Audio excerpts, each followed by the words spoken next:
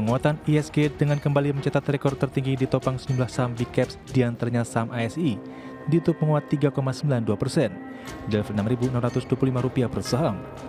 Saham DSSA ditutup menguat 2,39%.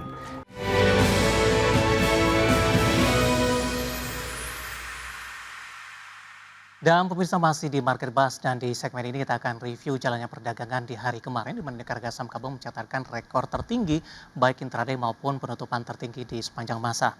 Nanti kita akan membahas bersama analis yang sudah bergabung bersama kita pada pagi hari ini. Namun sebelumnya kami akan sampaikan beberapa informasi menarik untuk Anda untuk menjadi panduan dalam menghadapi perdagangan di hari ini. Kita ke informasi yang pertama pemirsa di mana indeks harga saham gabungan atau IHSG menguat di Selasa dengan mencatatkan rekor intraday dan penutupan tertinggi sepanjang masa. IHSG menguat di topang beberapa saham big cap di tengah penantian rally Santa Claus dan juga window dressing. Indeks harga saham gabungan atau IHSG ditutup menguat 0,80% di level 8.617,04 di akhir perdagangan Selasa. Ini merupakan level penutupan tertinggi sepanjang masa. Tidak hanya dari posisi penutupan, secara intraday IHSG juga mencatatkan rekor tertinggi sepanjang masa di level 8.625,636. Indeks sektoral dengan kenaikan terbesar sektor perindustrian naik 2,75%. Sektor barang konsumen siklikal melaju 2,42% dan sektor infrastruktur menguat 1,83%. Sedangkan indeks sektoral yang melemah, sektor kesehatan turun 0,77% dan sektor teknologi koreksi 0,36%. Penguatan IHSG dengan kembali mencetak rekor tertinggi ditopang sejumlah saham big caps, diantaranya saham ASI, ditutup menguat 3,92%, di level Rp6.625 per saham. Saham DSSA ditutup menguat 2,39%, di level Rp115.500 per saham.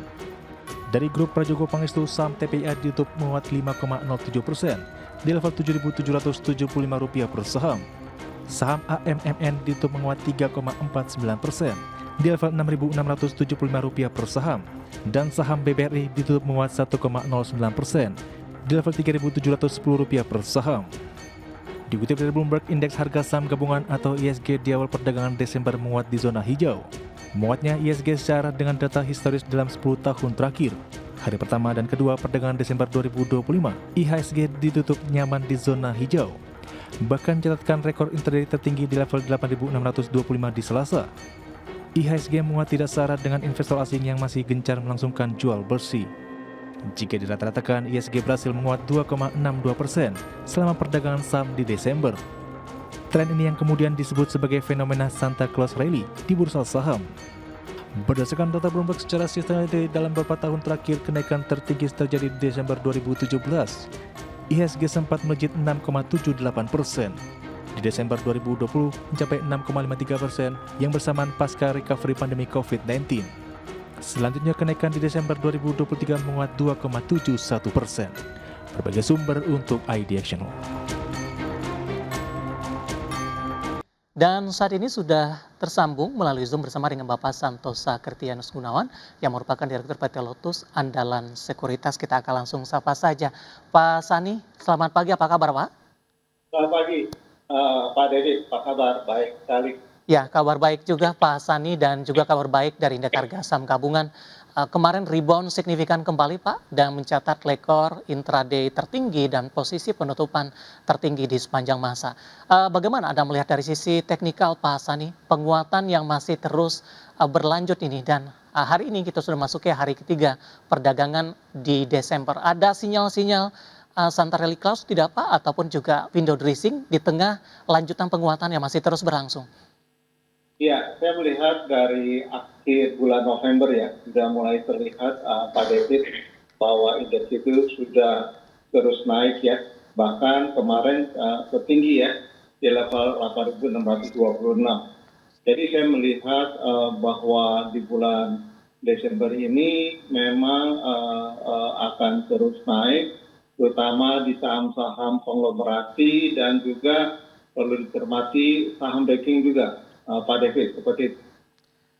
Baik, dengan capaian yang sudah cukup signifikan Pak di perdagangan kemarin, kemana arah pergerakan indeks harga saham gabungan? Dengan melihat pola pergerakan IHSG di beberapa pekan terakhir ketika menyentuh level intraday tertinggi ataupun catatkan rekor, Pak, maka indeks harga saham gabungan akan koreksi sehat terlebih dahulu. Nah, bagaimana untuk kali ini, Pak Sani? Ya, kita berharap sih memang indeks harga saham gabungan itu terkoreksi dulu ya, maksudnya turun dulu gitu untuk supaya lebih sehat lah.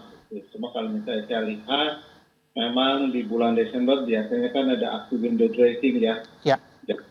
Di situ momentum para fund manager maupun emiten itu memperbaiki mereka punya kinerjanya.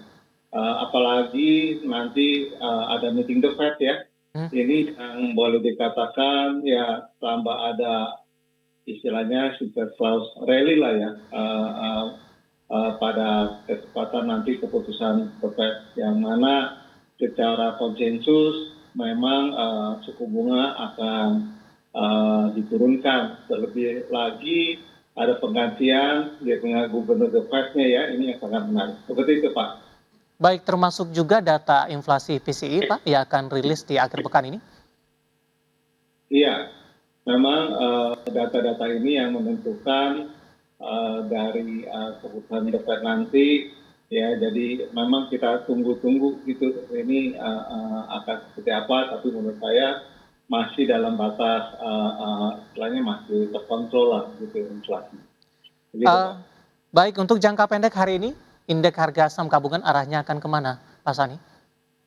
Saya melihat kalau untuk IHSG memang sudah saya lihat secara teknikal di 8350